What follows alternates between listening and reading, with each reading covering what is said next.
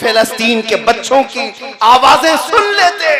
तुम्हारे कानों में अगर वो मुल्के शाम के बच्चों की चीख आई होती, रात पूरी बेकरारी में गुजर जाती। तुम फिलिस्तीन के बच्चों की आवाजें सुन लेते। बरसों हो गए मेरे अजीजों, एक रोटी का टुकड़ा भी अगर उनको मिल जाए तो छीना झपटी करते हैं। यहाँ तुम शादियों में खाने गटर और नालियों में फेंक देते हो।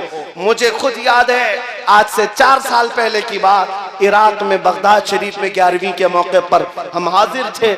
हमारे जितने साथी थे 11वीं करना चाह रहे थे। हमने कहा 11वीं करेंगे, पकाएंगे, हम ही खाएंगे, जितने खा रहे हैं वही खाएंगे। अल्लाह ने सबको आपको खिलाया है। आओ रिफ्यूजी कैंप में, जो जंगों में जिनके घर तबाह हो चुके, झोपड़ियां डालकर रह रहे हैं, हम बकरे काटते हैं, उन तक गोश्त पहुंच जाए, ये सबसे बड़ी 11वीं है। लोगों ने 13 बकरे काटे थे। मैं सिर्फ एक बात आपको बता रहा हूं, हम झोलियों में भर भर करके रिफ्यूजी कैंप गए थे और ले जाकर के जब तकसीम करने के लिए आए, वो बच्चे ऐसे लिपट पड़े थे कि हमारे कपड़े फट गए, सिर्फ एक एक टुकड़ा गोश्त का लेने के लिए। और जब एक पाव किलो का गोश्त का टुकड़ा किसी बच्चे को दिया जाता, वो चूमता था, आंखों से लगाता था, अपनी अम्मा को पुकारते हुए झोपड़ी में भाग रहा होता कि अम्मा गोश्त आ गया, गोश्त आ गया। ये मंजर देखकर जितने हम तकसीम करने के लिए गए थे रो पड़े थे मेरे अजीजों। ये हालात आज उसी रसूल की उम्मत के साथ हैं और तुम्हें जरा बराबर एहसास नहीं, दर्द नहीं। आज हमारे नाचने के दिन नहीं है, हमारे रक्स करने के दिन नहीं है।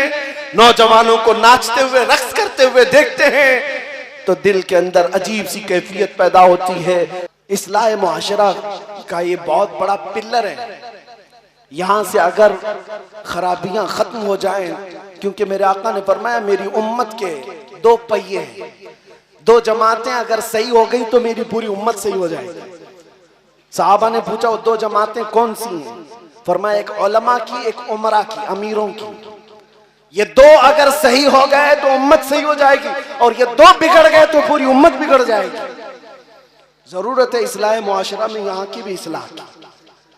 उलमा इमाम अहमद बिन हम्बल और उनके जमाने के बड़े मुहद्दिस हैं शेख अली मदीनी, इमाम बुखारी के उस्ताद हैं।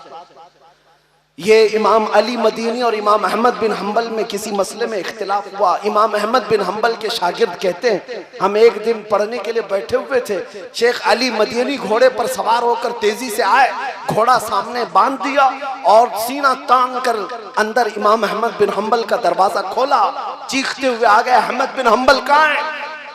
दरसगाह में बैठे थे। इमाम अहमद बिन हम्बल ने अपने सारे शागिर्दों को बाहर भेज दिया, जाओ हमारी बातचीत होगी। ये है बड़े उलमा की बात। छोटों को पहले बाहर कर दिया, जाओ हमारी बात होगी। दोनों बड़े मुहद्दिस हैं। इमाम अहमद बिन हम्बल जिनको 5 लाख हदीसें याद है, शेख अली मदीनी इनको भी लाखों हदीसें याद है। दोनों एक कमरे के अंदर दरवाजा बंद करके बातचीत कर रहे हैं। शागिर्द कहते हैं आवाज इतनी बुलंद हो गई थी हमें लगता था कि आप मारपीट हो जाएगी, हाथापाई की नौबत आ जाएगी, इतना तेज आवाज अंदर से आ रही थी। थोड़ी देर के बाद आवाज ठंडी होने लगी, पस्त होने लगी, बंद हो गई आवाज, दरवाजा खुल गया।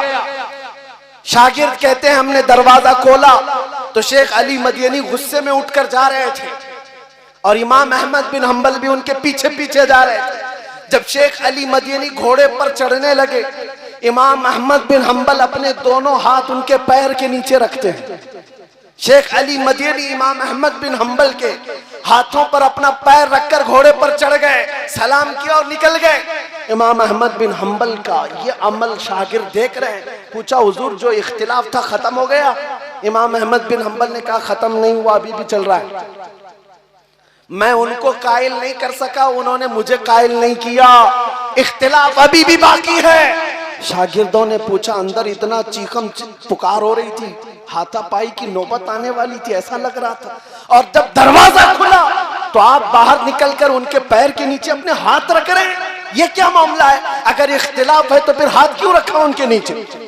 इमाम अहमद बिन हम्बल ने कहा ए लोगों, मेरे शागिर्दों, इख्तिलाफ अलग चीज है, तुम अली मदीनी को नहीं जानते, वो मुहद्दिस हैं। मैंने तो सिर्फ हाथ रखा, उनके तलवों के नीचे की मिट्टी सुरमा लगाने के काबिल है। ये हमने मिस्र में पढ़ा था, अदबुल इख्तिलाफ की कोई चीज है। उलमाए ज़वील एहतराम, आज इख्तिलाफ करने का हक है, लेकिन अदब के साथ, एहतराम के साथ अगर बाकी रहता तो कौम इस तरह मुंतशिर ना होती। आज हर कोई अलग अलग झंडा लेकर अपने अपने हलके में, इन बेचारों को कुछ पता ही नहीं, लेकिन ये बड़े बड़े मसलों में जायज नाजायज के नारे लगाते हुए घूम रहे हैं और बड़े बड़े उलमा का ईमान नाप रहे हैं। ये खराबियां यहां से दर आई, इसलिए मैंने ये दो बातें अर्ज करनी पड़ी। बहरहाल जो कुछ बयां हुआ वो आगाज़ बाब था, इसलिए कि इस्लाह मुआशरा एक ऐसा तवील बाब है जिसको शुरू करने के बाद इख्तिताम नजर नहीं आता। खुलासा कलाम फिर से मैं यही कहूंगा, आज के इस रात में हम ये अहद करते हैं जो आला हजरत ने फरमाया, उन्हें जाना उन्हें माना, न रखा गैर से काम, लिल्लाहिल हम्द में दुनिया से मुसलमान गया।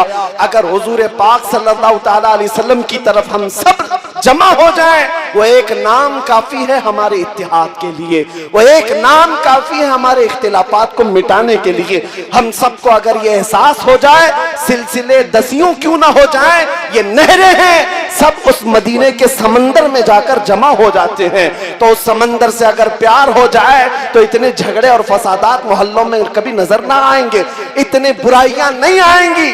इसलिए अजीजा निगरामी, जड़ की तरफ तवज्जो दो। अगर जड़ तुम्हारी मजबूत हो जाए तो फिर इंशाअल्लाह हमारे जैसों को आकर के तुम्हारी इस्लाह की बात करने की जरूरत भी नहीं पेश आएगी।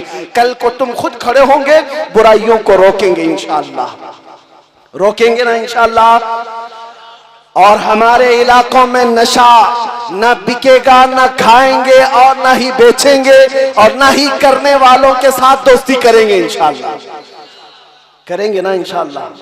जो अहद कर रहे हो ये रसूलुल्लाह को हाजिर और नाजिर जानकर गाने सुनना छोड़ दो, क्योंकि फरमाया गया जो गाने सुनता है फहश, उसके दिल में मुनाफिकत आ जाती है, वो मुनाफिकत के करीब जाता है और वो जिना के करीब जाता है।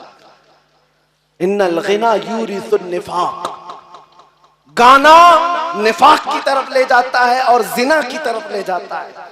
दिन भर एयरफोन लगाकर गाने सुनते रहते हो, पता है कयामत के दिन इन लोगों के मुतालिक फरमाया जाएगा, सीसा पिघला करके उनके कानों में डाला जाएगा, भेजा बाहर निकल आएगा। जो गाने सुनते थे, बेहयाई के नगमे सुनते थे, यहाँ बुराइयां हैं। अहद करेंगे इंशाअल्लाह, सुनेंगे तो मेरे मुस्तफा की नाते सुनेंगे, हुजूर पाक के कलाम सुनेंगे इंशाअल्लाह, करेंगे ना इंशाअल्लाह।